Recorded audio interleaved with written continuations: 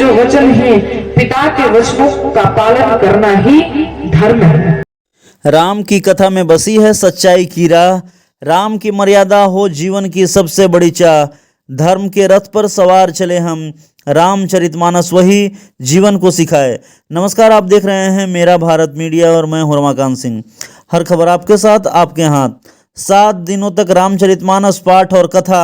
धर्मवार में दीपावली और छठ पर्व पर सुश्री देवी शिखा चतुर्वेदी श्रीधाम वृंदावन की रहने वाली के द्वारा सभी भक्तों को बताया गया। और रामचरितमानस तुलसीदास द्वारा रचित एक महान महाकाव्य उन्होंने बताया कि श्री राम के जीवन और कार्यों का इसमें वर्णन करता है रामचरितमानस।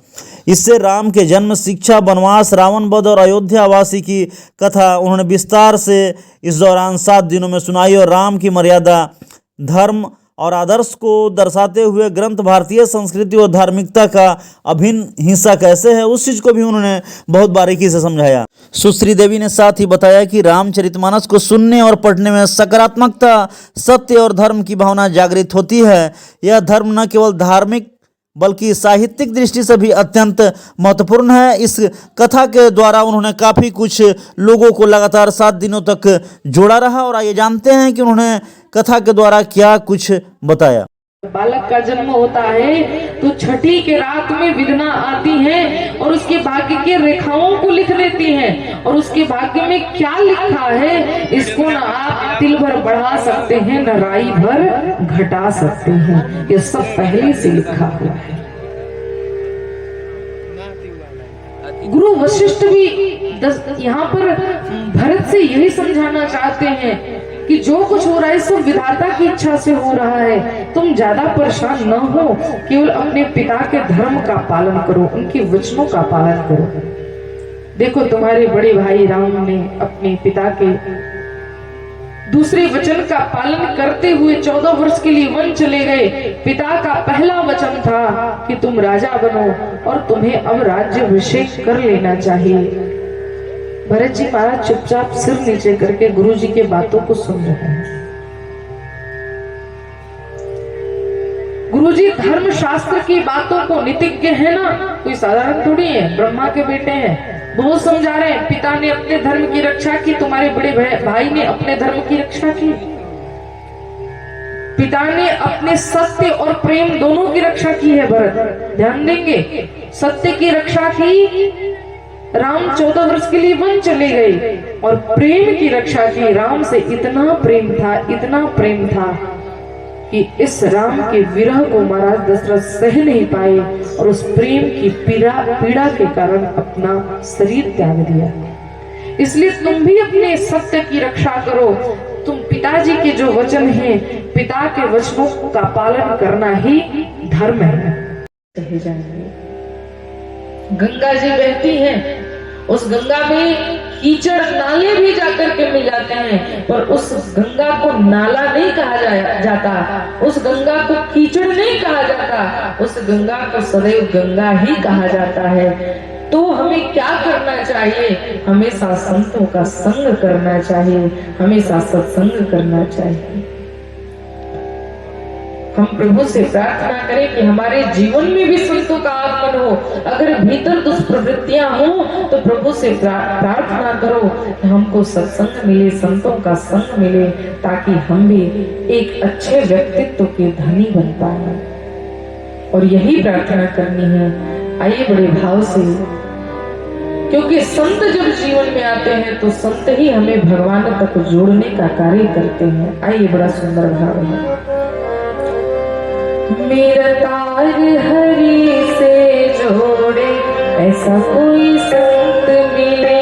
मेरा तार हरि से जोड़े, ऐसा कोई संत मिले। मेरा तार हरि से जोड़े, ऐसा कोई संत मिले। ऐसा कोई संत मिले, ऐसा कोई गुरु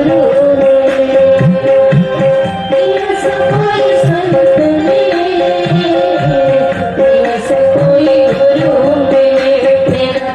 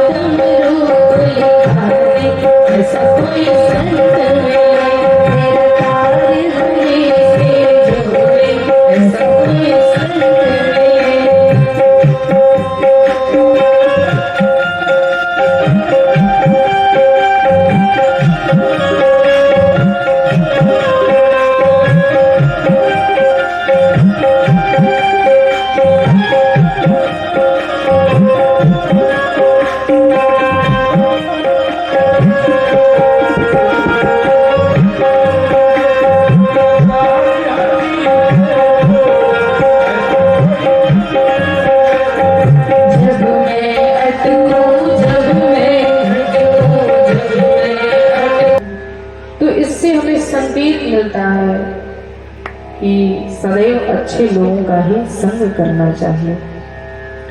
इधर महारानी कैकेयी को भवन में आई हैं। महाराज दशरथ जब अपने राजकाज से इनको फुर्सत मिली तो सर्वप्रथम महारानी कैकेयी के कक्ष में आते हैं, क्योंकि महाराज दशरथ तीनों रानियों में सर्वाधिक प्रेम किसी से करते हैं तो महारानी कैकेयी है। महाराज बड़े उमंग से, बड़े उत्साह से आ रहे हैं कि कैकेयी को बड़े दिनों से प्रतीक्षा थी, रोज पूछती थी राम को राजा कब बनाओगे, राम को राजा कब बनाओगे। आज वह सुदिन आ गया है, चलो चल करके सबसे पहले कैकेयी को बताएं कि कल ही राम राजा बनने वाले हैं। महाराज दशरथ जब आए, दासियों द्वारा पता लगी कि महारानी कोप भवन में है, थोड़े उदास हुए, लेकिन गए कैकेयी के सिर को उठाकर अपनी गोद में रखा, सहलाते हुए कहा, देवी क्या बात है, क्या तुम्हारी तबीयत ठीक नहीं, बताओ तो मैं वैद्यों को बुलाऊं। झटकार दिया महाराज दशरथ को कैकेयी ने। क्या बात है, बताओ तो सही, कुछ बोल ही नहीं रही। किसी ने तुम्हें कोई कष्ट दिया है, बोलो तो सही, मैं उसे प्राण दंड दूंगा, पर एक बार तुम बोल कर देखो तो तुम्हें हुआ क्या है, किसी ने अपराध किया या फिर तुम्हें कुछ चाहिए, एक बार बोल कर देखो तो। महारानी कैकेयी ने क्या तब बोलना प्रारंभ किया, आज तक आपने मुझे दिया क्या है। अच्छा, कई सारी पत्नियां, पति चाहे जूते घिस जाएं काम कर करके, लेकिन अंत में यही कहती हैं, आज तक आपने मेरे लिए किया क्या है। वही आज महारानी कैकेयी महाराज दशरथ से कहती है, आज तक आपने मेरे लिए किया क्या है, आज तक आपने मुझे दिया क्या है। अरे मेरे पुराने 2 वरदान थे, आज तक तो वो आप दे ही नहीं पाए और नई बात देने को कहते हैं। महाराज दशरथ ने कहा,